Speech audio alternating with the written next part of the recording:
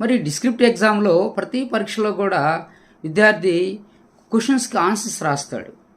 ఈ ఆన్సర్స్ని రాష్ట్రంలో సుమారుగా 12 నుంచి 1500 మంది టీచర్లు కరెక్షన్ చేస్తారు ఒక్కొక్క సబ్జెక్ట్కి. మరి ఈ కరెక్షన్ చేసినప్పుడు సపోజ్ ఒక తెలుగు పేపర్ తీసుకుంటే, తెలుగు పేపర్లో లేఖ తీసుకుంటే, లేదా హిందీ పేపర్లో నిబంధన తీసుకుంటే, ఇంగ్లీష్ పేపర్లో కూడా ఒక లేఖ తీసుకుంటే లెటర్, ఇది ఒక విద్యార్థి రాసిన లెటర్ని 3 టీచర్కి ఇచ్చి కరెక్షన్ చేయమంటే 3 టీచర్లు 3 రకాల మార్కులు వేస్తారు, ఒకే రకంగా మార్కులు వేయరు.